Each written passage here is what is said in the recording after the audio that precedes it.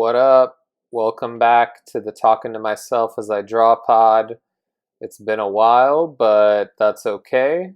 I haven't had shit to talk about, so why record a podcast if you got nothing to talk about? This episode, though, is a bit overdue because I've been talking about it. If you're looking at the title of this episode or you've clicked it already, you already know.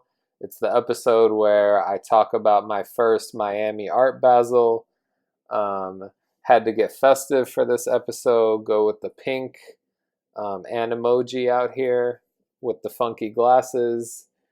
Yeah, let me tell you though, this shit was epic, yo. This shit was epic, like it was nuts. It was about a month and a half ago or so now, but nonetheless, it was definitely something, that was going to stick with me. Definitely a very memorable week of my 2019, to say the least. It blew my initial expectations out of the water. I thought I was just going to attend, maybe go to some events, maybe walk through some galleries, look at some, and little did I know, we'll get into that. Little did I know. Yeah, I just thought I was gonna admire. I was gonna, walk the streets like a civilian, just admire all the artwork that was going down around me. But that's not how the story goes. I mean, sure, that was part of it. I bought tickets. Excuse me. I bought tickets to attend a couple showcases and RSVP'd some free events.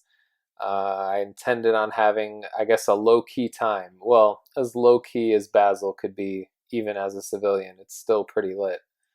But I ended up having an incredible time. And, it all started when I checked in with my local guy, Lord Byron Artwork, who I've mentioned in previous videos. Wanted to see what he was on. I'm like, yo, am I doing Basel right? These are my plans, yada yada, just bouncing it off of him. He's like, yeah, that sounds fun to me. And then he was like, yo, I'm painting a wall Friday and doing some live painting at this restaurant at night. You should come through. And yeah, my wife was like, you better show up to where he's painting. And I hesitated because I'm like, is that weird? Even though dude said roll through. But yeah, it was like, oh, we could go, to the restaurant, check him out there. And we, while we eat or whatever. And she's like, no, bitch, go to the wall that he's painting too. So I did. And shout out to wifey because she was right. And because I did, I ended up kicking it with Byron and like 15 other artists that were, all painting this building that was going to be an Airbnb property. And by simply hanging out there, I eventually met the guy in charge and showed him some work. And, very nervous and whatnot, I was just like, yeah, this is some of my stuff. This is my Instagram, blah, blah, blah. Would love to do this or that. And he was just like, yeah, we could work something out for our other property. We definitely have space there. And I was like, oh, word? Like, that's how easy it was, yo. Um, I was pretty amazed and excited, and I was just like, how lucky am I in this moment? Like, that's kind of nuts. And I was like, spazzing out a little too, because I'm like, yo, I gotta buy spray paint tonight. I gotta come up with a concept sketch tonight. I gotta be ready tomorrow because if they hit me up like, dude, come through to the property, I gotta be ready to go. And this is like your moment to show us what you can do, kind of thing. So don't fuck up. Don't fuck this up. So that night we went to dinner, watched my guy as he painted um, at the restaurant or whatever. That was cool. Then we hit up the paint shop known as the Bomb Shelter. Spent like $130 on spray paint, Ubered home, and began working on a concept. The next morning, I colored this concept sketch. Well, I started at night and then I went into the next morning. And after I finished it, I took myself back to the Airbnb building with a backpack full of essential spray paint and other shit. And my wife was going to come with the remaining paints once I was locked in for a wall, basically. And I knew it was going to happen. We both did. We kind of manifested it at this point. It was like, yo, we just blew $130 on spray paint, and I spent all night working out a concept sketch. Like, this shit's going to happen. You're going to paint something. I end up at the Airbnb spot, and I'm just like hanging out, kicking it with the other artists, waiting for a green light, to attack a wall, so to speak. And this dude, Alvin Surreal, pulls up, and he's just pulling up to say hi to the guys because he was there painting the day before. And I had met him, and he asked me what I was doing, and I'm like, bro, I'm just waiting for a wall, I'm ready though. He was like, dude, hop in.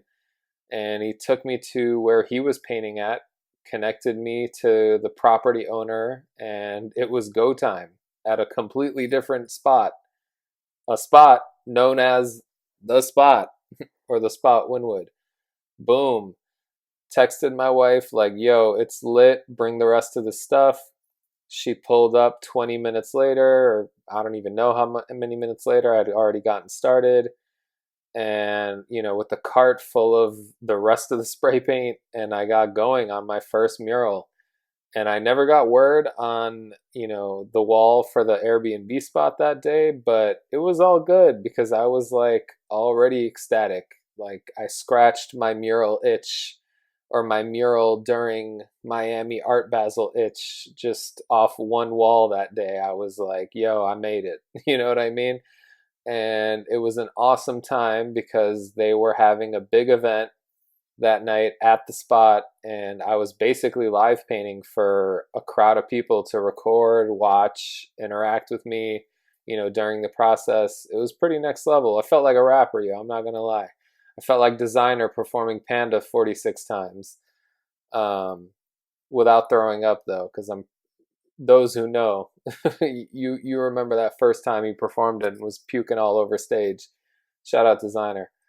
Anywho, that night, I went home still in awe that this shit even happened, sore as ever. Actually, I didn't go home. I think we went home, changed, and then went back out to grab food and again hang out a little longer in Wynwood. And, when I got home for real that night, I was exhausted and just sore as hell. And I went to sleep because, the next day I was planning to get up early, go back to the spot, do some final touches, get it together. And that's what I did the next morning.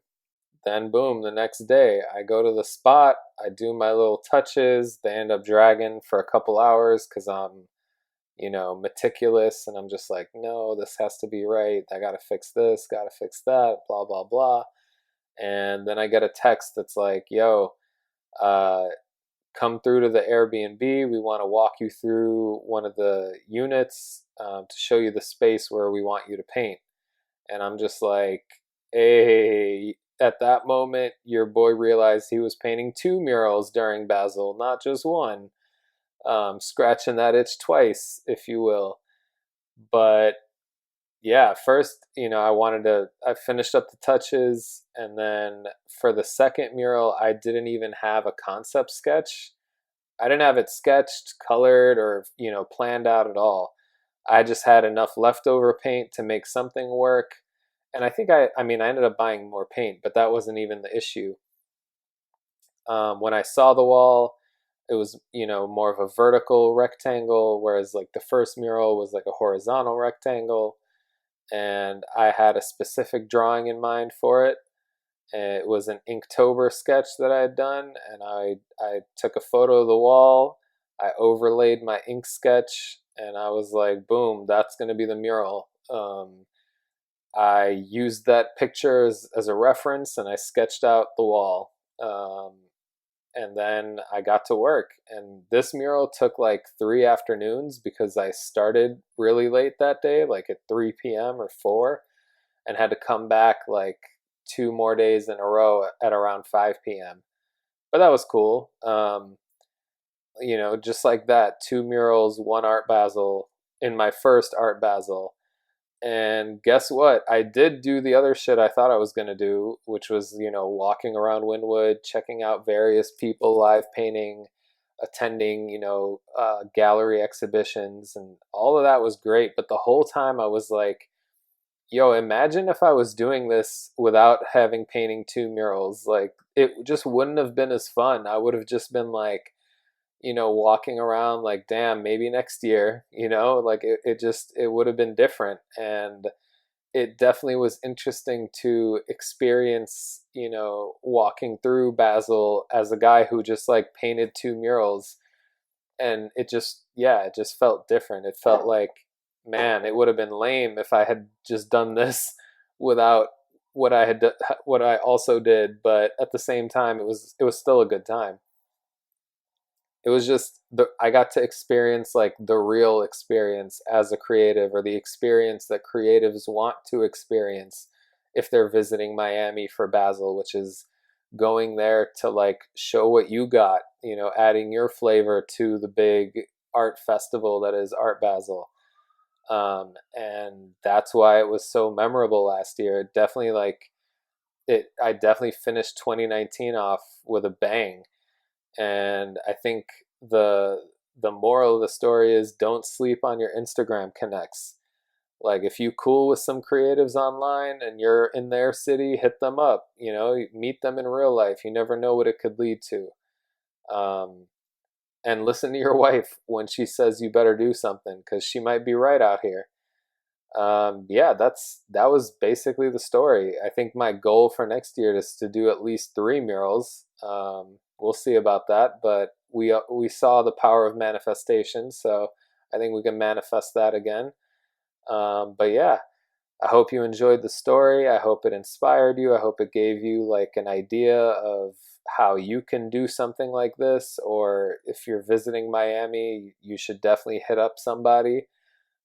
Hit me up. I'm not saying I'm like the go-to guy. I'm probably going to be hitting the go-to guys up though. So yeah, you never know. You never know what could happen, and it could be good. So go for it. But enough of all that.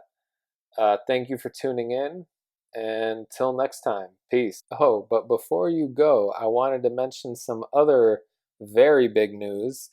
If you haven't heard already, your boy just put out his first of many art books. Muddy Sketches Volume 1 is here, and it is basically a book. Well, it's a book. It's a collection of original sketches, ink drawings, and color illustrations created by yours truly um, during 2019. And for the new decade, I wanted to start an annual tradition of collecting all of my sketch ideas and concepts and, illustrations or ink drawings, and whether they're finished, unfinished, and I want to compile them into a book. This book specifically gives you exclusive access to my creatives ideas, sometimes in their rawest form. You'll be able to experience the raw and original concepts and studies that later evolve into large-scale paintings. And for just $9.99, you can become a collector of my creative work and support me on my creative journey. I know you want this book on your coffee table, so we ain't even going to mention the Kindle edition. Well, we just did. The Kindle edition is for sale as well, the digital version for $3.99, I believe. But get you a physical copy, bruh. Buy volume 1 now, and we'll check back in 2029 to see who has all 10 books. Yeah, Muddy Sketches Volume 1, available on Amazon right now. Go get you one. Peace. If you made it this far through the episode, then that just means you love hearing scatterbrained streams of conscious delivered by a monotone voice. And that's truly awesome. You are truly awesome.